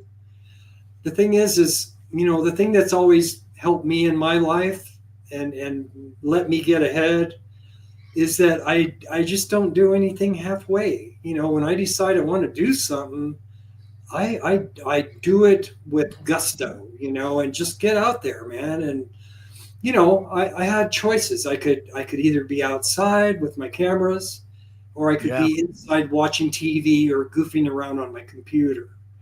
I chose the first because it's the most interesting, actually one of the most popular topics there is right now, with all this going on. It really is. And I'm glad you're jumping into it, Carrie, because you have the right attitude about all of it. It's healthy to be skeptical. I've always been skeptical. Yep. Here's a question, and let me answer this real quick. Then I want to hear yours because I might be off, and so I will be happy as a pig in mud to be corrected by your information if it's gonna correct mine. Question: can you get better equipment with better zoom? In my opinion, it's not about a better zoom, it's about clarity. You want the video clear, because once you get it clear in the camera, you can bring it in on your computer and you don't have to worry about the aperture of the camera distorting the light. You've got the quality, then you can enlarge it on the computer. What do you think, Steve? Yeah, I agree with you. The devices I'm using right now, they claim to have a 36x zoom. However, it's digital. So what that means is you're not really zooming in. If you want to zoom, you can do that in the editing stage. What you're doing is you're touching your camera and moving it now where you cause it to shake. And sometimes the zooms just don't work very well. And in my case, with these white lights, even if you had a good 87x zoom, like I have a Nikon P900, I've been able to zoom just holding it and zoom in on some of these that you can see, and you see all you see is the white. It's just bigger. There are videos though that I have of these where initially I thought maybe they were out of focus because they were kind of foggy, but inside you could see little lights inside, two little lights. Sometimes they were white, sometimes they were amber. Sometimes I even saw things that looked like a cube inside. And this is a long way away. But, you know, the devices that I use, as far as consumer night vision goes, this is, I think, probably top of the line, because they aren't cheap plastic. These things have some weight to them. You get them on that tripod, the wind can be going 40 miles an hour and it's barely shaking. But yeah, you know, Carrie's right, man. You go for the nice clear shot that's focused, and zooming in, unless you have a digital, or I mean an optical zoom on a device like that, it's not worth zooming at all. Right. And I don't know of any night vision that do have optical zooms. Yeah. There's already so much. They really emphasize the digital. I have no idea why. Optical, they have to make it bigger, and for whatever reason, the public demands smaller and smaller and smaller stuff. Yeah, and you also have to have that lens that, you know, comes in and out and the whole 9 yards. So yeah, I don't zoom at all anymore. It's a waste of time, and it kind of ruins your video. Yeah. Have you ever seen orbs morph into blinking aircraft? Oh God, let me think. Yeah, sure, all the time. I mean, not everything that are in my videos are UAPs, UFOs, whatever you want to call them.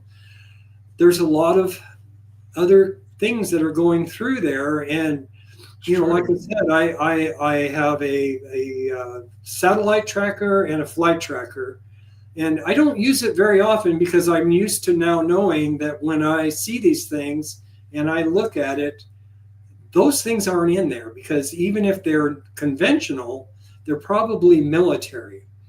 And you know, this is my guess, and this could be 100% wrong, but I think these things are definitely part of the Air Force. And that's why I say it's so confusing when you hear different stories from the Navy. You know, when I was in the Navy, my two brothers were in the Air Force. My dad was in the Army.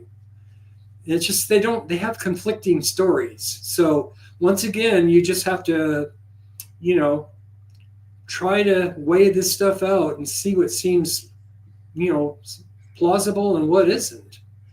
To me, what isn't plausible here is that this is all going on. I have 10 years worth of amazing evidence. A lot of it shows you, bar none, these are UFOs. And yet it just continues and you don't hear about it. I'm the only one in this city talking about what's going on here with, you know, these videos I shoot. Yeah.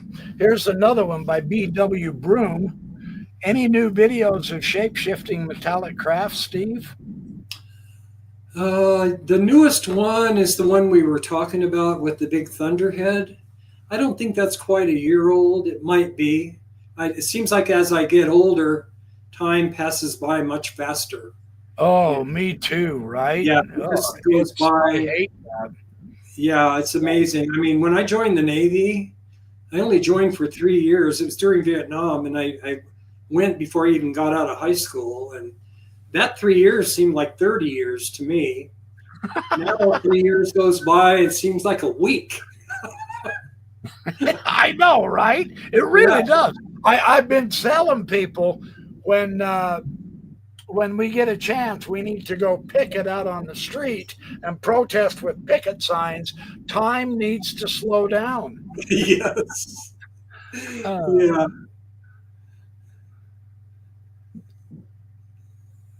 all right, I'm still looking. I'm seeing comments, but I don't see any questions. You probably have something different. No, I'm seeing comments too. Here's a couple. Here's a question. Did Steve have any strange dreams linked with UFO? Yeah, I've had that question before. Oh, Um, yes, but what's interesting about that is that goes all the way back to me being a little kid, not even in the first grade. I oh, remember dreams of UFOs back then. I had one there was in Las Vegas, and these things were, I still remember it. It was kind of scary. They were shooting out like big blobs of tar down to people on the ground and in my neighborhood. But I also remember just being even younger. And I don't know if you remember, we didn't have curtains. We had those white roller things you pull uh-huh. down. And me and both of my older brothers all slept in the same room at one point. And one night I was trying to tell them, I didn't know what to call it because we hadn't had any astronauts yet. I think I said there's a spaceman in the window. Oh, They saw shadows too, but I don't know if that's what it was. I just said it was a spaceman because I didn't know the word alien then. But yeah, yeah, you know, I don't even, I hate calling them aliens because, you and I were talking the other day offline. I feel like as big as the universe is, even if there are multiverses, we're still connected. It's like the ocean, man. A little crab or something in the ocean somewhere doesn't yep, really realize that 12,000 miles away, there's one pretty much like it. I just think life exists where it can, yeah. and all the different levels of life. Here's another question from Batman. Go, Batman. Is your IR passive or does it project IR light? Do you Uh, use IR no, infrared? no, I don't use IR at all because 99% of the time, these things are anywhere between 15 to 20 miles away. The IR is good for up to like maybe 500 yards. And then Oh, it's just not something like that's going to work for something that's 10 miles away. And then the other thing interesting. is there's a risk of they have a range finders and stuff that you just don't want to be messing with that and pointing at people's eyes. That's why I don't, use, laser pens and things like that. I just feel like I Exactly. don't need them. I'm lucky enough to, I always call it a perfect storm of circumstances. I'm in the right house at the right time. I was on the right ship at the right time. All this stuff had to happen, and it did. And the only way I can compare it to something else is say, well, it's not the Powerball of money, but it's the Powerball of UFOs. And somebody, it was going to happen to somebody, and I just happened to be the guy that fell into it. And Yeah. I am a skeptical person. Tom Swiger says, yes, I have video of them blinking and orb transitions. I believe my video is from Wright Patterson. That's interesting. So other people are beginning to capture some of this. Yeah, Wright That's Patterson is cool. probably the sister base to Nellis as the two most Wow. important air bases in the world, really. Yeah, yeah, that's a good point. Yeah. But yeah, I think they had free reign here for a long time because they knew that they could fly around because they're not making any sound. The light on them, if there is any light on them, is so dim, nobody could see it. And the game changer was night vision. And that game changer happened to me in 2015 when I got my first, and I didn't even buy it. It was donated to me by this amazing guy in North Carolina. Hey, here's another good question for you, Steve, by Tom Swiger. Has the military ever contacted you about the videos you posted? No, never. Never. We just had military from Nellis here at our home. I told you we buy presents for all these families. And they came and picked them up because we had just way too many. Had a truck had to come. We don't have a truck. Yeah, interesting. Yeah, no, I'm patriotic, man. I was proud of being in the Navy. I don't have any criticisms. It was probably the smartest thing I ever did as a kid was to go in the Navy, see the world. I got to see all over in the North Atlantic, the Mediterranean, the Caribbean. It just was a good way for a snot-nosed kid to learn about life, Here's one. Is there any link between solar activity and UAP sightings? I don't know much about solar activity, so I couldn't. Yeah, that's definitely above my level. I wouldn't know. Yeah. Well, thanks for the question, though, JNJ. Yeah, it's a really good question. It really is.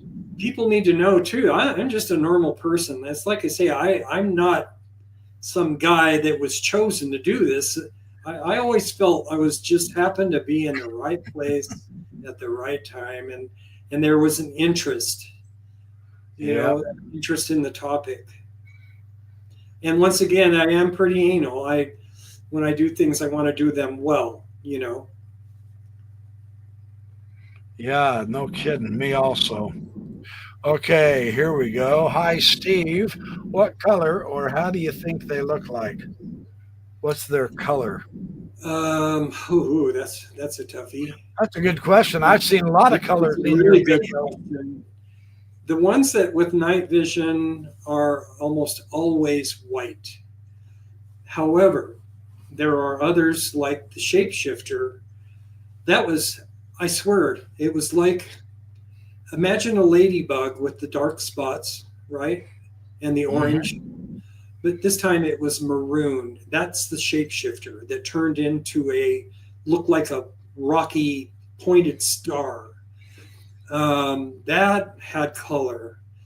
At night, if there's a full moon and I'm using night vision, you can see color. I saw some guy commented on something I did the other day. He said he used to work for some night vision company and that they don't show color. Well, yes, they do. They do. The technology is getting better. Yeah. It just videos I'm making right now. You can turn it on and see a nice green tree right in front of you. Those, what are they, Italian cypress trees? Uh-huh. I see colors all the time. See a red orb coming towards me. But in general, it's a lot duller. People that watch the videos, if they don't know it's night vision, they can be critical, thinking that it might be blurry or something. But night vision is a lot different. It's just a lot different. Yeah.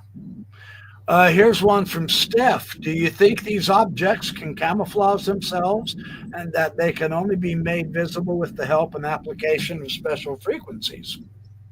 Mostly, yes. I would say that I think they always camouflage themselves. And that's why I'm sitting here as the only guy in Las Vegas that I know of that's shooting video of these things. But I have to use night vision technology to do it.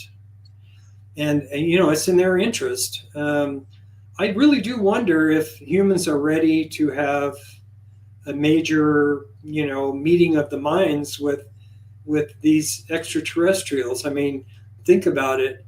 As little as 100 years ago, we were riding horses and buggies, and look at where we are now. It seems like we're really technologically advanced, which we have done, but I would say that a lot of that came from ET and reverse engineering. Yeah, interesting. Paul Enzo asks, what does he think the current swarm of drones are that people are seeing around the world? Yeah, that's a good one. It is a good one. First of all, this happened a couple of years ago in Nebraska and Colorado, if you remember. They were showing up and people were freaking out. I honestly, this time, I don't know really what to say. The thing that I hear, though, is a lot of people think that it's some sort of false flag invasion and that they're trying to fool people thinking that we're being attacked by aliens. I don't know. I've heard that. I don't really have an opinion yet. And I haven't paid a whole lot of attention to that anyway, because I still have a lot of footage to go through. I think the things that I'm seeing are even more amazing because I've watched them materialize out of thin air. I've seen them do things that are just so amazing that once again, it's instant proof that we're looking at something that goes far beyond anything that we're supposedly have. Yeah. Okay, here's Heiser Soze. Does Steve have any new unreleased footage coming out?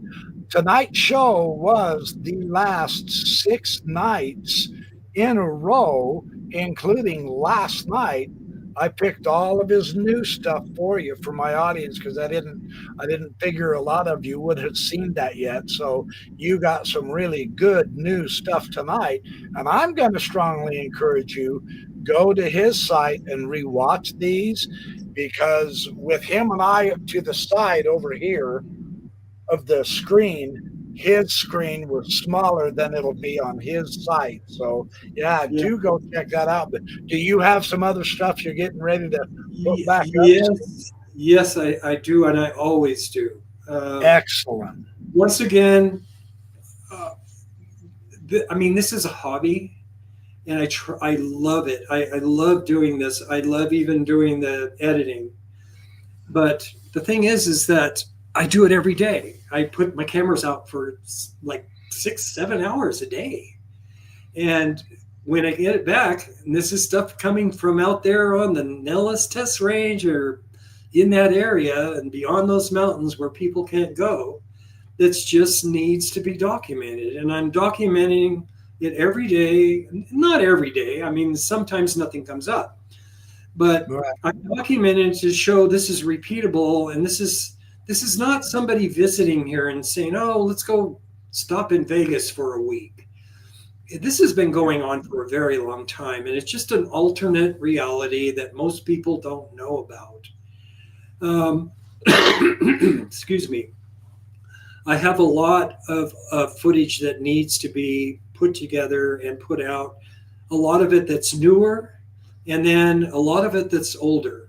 And by older, I mean, when I first started doing this, I had never even made a video before. I had to learn how to do that. You know, back then you just shoot a video and show it on your Super 8, you know.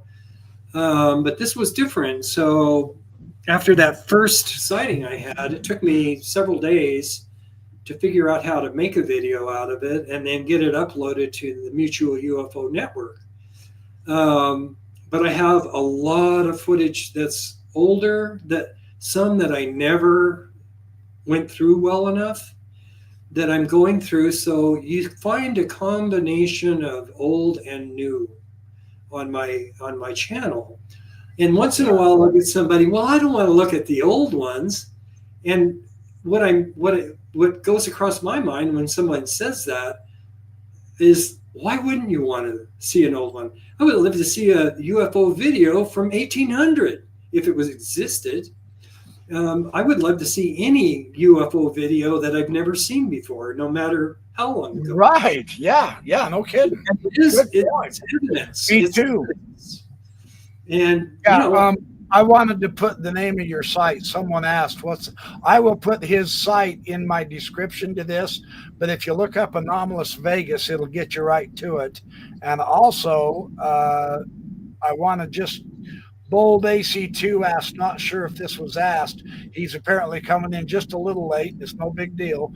But what night vision do you use? Steve had some excellent videos on what he uses, and it's in a playlist, easy to find. Several. Go watch those. Those are very exciting and cool. Yeah, their newest product was just released, and it's the most powerful yet. It's a binocular.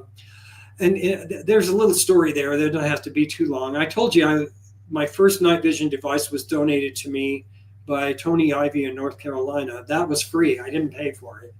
But it's from a company called Luna Optics. Okay, so anyway, there was a time during using that something went wrong with the camera, and I didn't think Luna Optics would even do anything to fix it. But I contacted him, told him the story, and he said, "No, just send it. We'll send you a new one."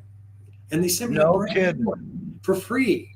Okay, so customer service. So those two I've donated to a guy and a girl that live in this town, different people, because they're real into the UFO thing. And now they haven't seemed to do anything with them, but I was impressed with just their support, you know. But the thing is I also paid for the next generation of that device, which we just saw a video there that was kind of the purple was in there. And I used that for a short time until I got the next one that was an upgrade. And I got it for free too, because the owner of Luna Optics he's Russian, and his name is Vladimir, of course.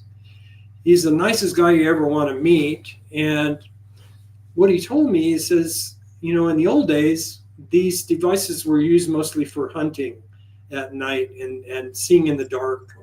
And, you know, now people like me are using them to look for UFOs, not animals.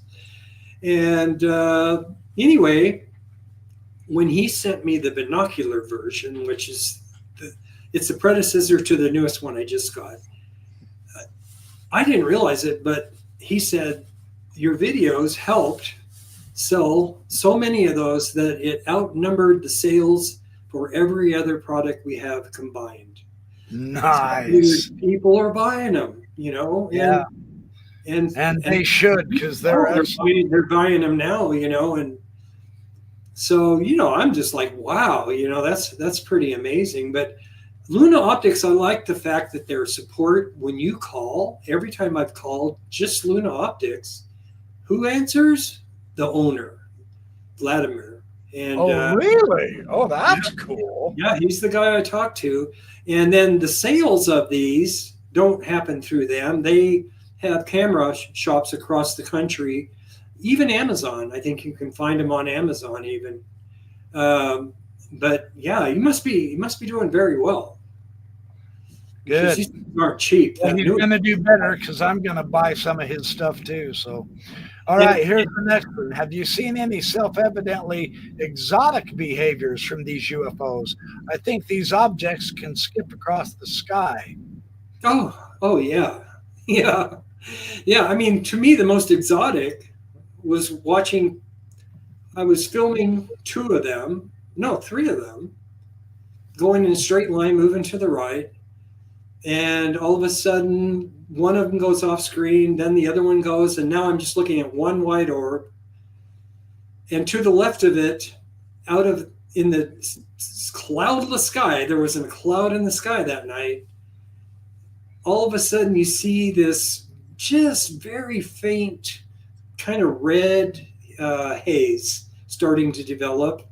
And then the tiniest little pinprick of light, amber light. Next thing you know, it starts growing and growing. And these are on my channel. Next thing you know, within probably 45 seconds, it's a full-fledged white orb moving along with the other two that had just moved to the right. I moved the camera to the right, and one of those two was gone. But I noticed the second one, the other one, it started forming a red mist around it, and it eventually disappears. And then the one that I just watched come into being did the same thing 2 or 3 minutes later. It just goes out and it fades away. So that's pretty exotic, if you ask me. Yeah. And then I see them where they're so close together, it's like they're touching. You know, a lot of times I've seen that. Yeah, we've seen some of that tonight. Sally wants to know, Sally Sock Puppet, does Steve think he's gotten Portal on film? Do you think I'm embarrassed to admit this, okay? I did. I thought that just recently that I did. I was using my newest device. No, it's not the brand new one, but it's the one that's still pretty new. And all of a sudden, I see this thing arcing around, and it looks like a star, a 4-point star, made out of almost like a neon. And I thought, whoa, my God, what is that? Never seen it before. Well, anyway, I am the biggest debunker of my own videos. I had to find out what that was because everybody's calling it a portal. And turns out, as I'm editing, I'm using it from the one device that has those colored lenses over the, lenses. Mm-hmm. I was able to make that repeat itself. It's a lens flare. And it's a lens flare from something that isn't even on camera. There was something brighter in the area that caused that to happen. Now I've pretty much been able to eliminate that from my videos. And I, of course, let everyone know, I'm sorry. You know, they were disappointed. They wanted it to be a portal. It's not a portal. It's a lens flare. And it's a real amazing one. We just watched one with the moon. It's the same kind of thing, but it was really structured. And it didn't feel like a lens flare, but that's what it was. And but as far as the portals go, though, this is something I've never been able to capture on camera, but twice over all the years. Right closer to my side of the valley, near the mountains, there's a point in the sky where I've seen a UFO up there, and they seem to pop into something and never come out. And it's happened twice. Oh, wow. So I don't know what that is either, but that doesn't usually happen. Yeah, I was going to say, that's a little bit different. How interesting. All righty. You bet. Yeah, Sally says, thanks for asking the question. Absolutely. I don't see any super chat questions. I think we've covered most of the questions. I think my audience has really loved this. They've kind of stuck around, and it's been a boatload of fun for me. I'm looking forward to doing some collaborative work with you on this UFO research stuff, man. Oh, here's the most important question right here. What's behind Steve? Okay, that is a little. I made that from a website. I just got a UFO picture, but who is the artist that did this night thing with the curly? I'm going to pull it off the wall and just hold it up to the camera. Oh yeah, yeah, I know who you're thinking of. What is it? Very famous. Picasso. Oh yeah, you can see. Oh, how cool! I just thought it was cool. I just liked it, so I made it. It's just a picture. It's not anything real. How fun! Like I said, at my age, people can say whatever they want about me. I am at peace with who I am and what I do. Yep, me too so far. Although I am going to bring the ETs down to us, Steve. You and I need to take them out to dinner when they finally realize they've got two similar looking movie star dudes videoing them. I think we can attract them down, and we'll go buy them a burger or something, or go out to dinner with them. But anyway.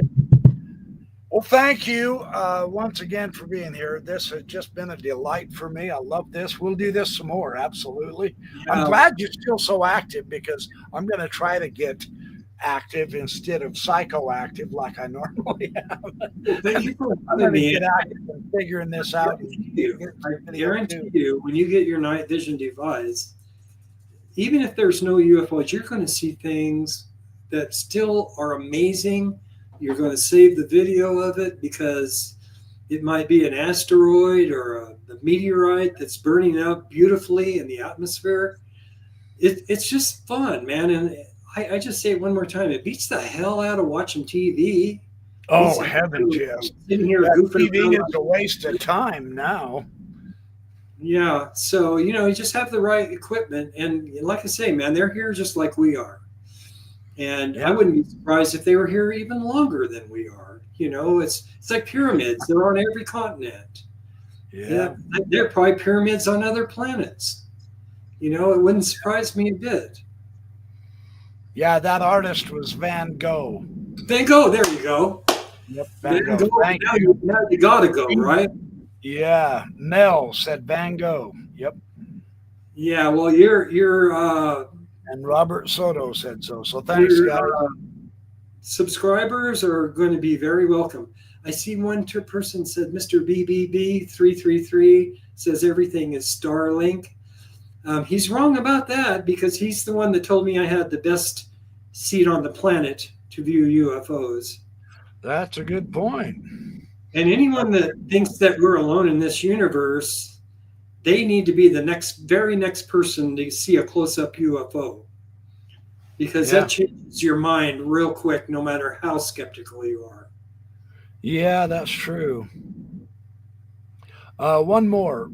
All right, John Smith has a question. I hate leaving questions unanswered or unasked. Ask Steve if he believes in multiple species being here, and when people say aliens, does he get confused to which people are talking about? Yeah. You guys probably remember the Prime Minister of Canada who just passed. That man, he was one of the highest ranking people to ever, say that they exist. And I forget how many species he said there are. I've heard that there's up to 68. Yeah, it's that. I've heard even bigger numbers. Oh, have you? Yeah. Of course, if you take in the whole universe, there are probably billions and billions of different types. But billions and billions. It's confusing because what are you talking about? Stephen Greer, he's another guy. He's real controversial. I got to give him credit though. He has a lot of nerve to press forward with a lot of things that he says. But I don't like to say things that I don't know much about. And all I know is I feel very fortunate to even be in this position and have the ability to do this because, all I had to do was buy another house somewhere else and I would have never known any of this. Yeah, right. Yeah, I'm with you. Or even if I was a non-smoker back in those days. Yeah. I'm so glad I quit. I mean, I feel healthy now, but I smoke cigarettes for look great. You really, quite frankly, you kind of make me very angry. You look 20 years younger than I do. You're too nice. I used to be a carpenter when I was young. My boss, he was really funny. He'd say, "You look really good." He goes, "Can you give me the name of your embalmer?" And I'm like, "All right, dude." What a smart aleck. Oh, this guy was great, man. He was a classic. He looked like David Niven, and he had this radio voice you wouldn't believe. Just amazing people, Yeah. All right. Well, we talked about how long this might go. We're doing pretty good. What are we, about 2 hours in? Yeah, about 2 hours and 15 minutes. Well, I don't want to bore any. These guys have come up with some really good questions, and thank you, audience, for your good questions. I appreciate that. I like getting the feedback and the questions and all that jazz. It's cool. So I see some yeah, people that they're off talking about Steve Greer and MUFON and all those people now. So I see Gun Creep. I know him. He comes to my channel a lot. Yeah. If it's a guy, I don't. Sometimes I don't know. Well, that's a good point. Yeah. All righty, we're going to head out, you guys. Thank you so much for all your support and help and your generosity and your patronage and your skills and your rhetorical language and being in our chat and sharing this awesome time with Steve and I. We'll be back together, and I'll be back this week. I've got lots of videos I'm going to make, just like Steve is doing. He's going to do more videos of the UFOs. I'm going to do more videos and commentary of several of the YouTube programs of UFOs and the latest news, etc. So we'll be back. And in the meantime, remember, do good, be well, have fun, be nice, make friends, go to bed early, and wake up early. Because you know what? Who was it? Benjamin Franklin in the Old Farmer's Almanac. You remember reading that in school, Steve? The Old Farmer's Almanac. Benjamin said, early to bed, early to rise, makes a man wealthy, healthy, and wise. I remember that. That's good wisdom right there from one of the greatest of the greats. So, all right, you guys, we will catch up to you soon. Thank you once again, Steve. We will be back shortly. Hey, thank you.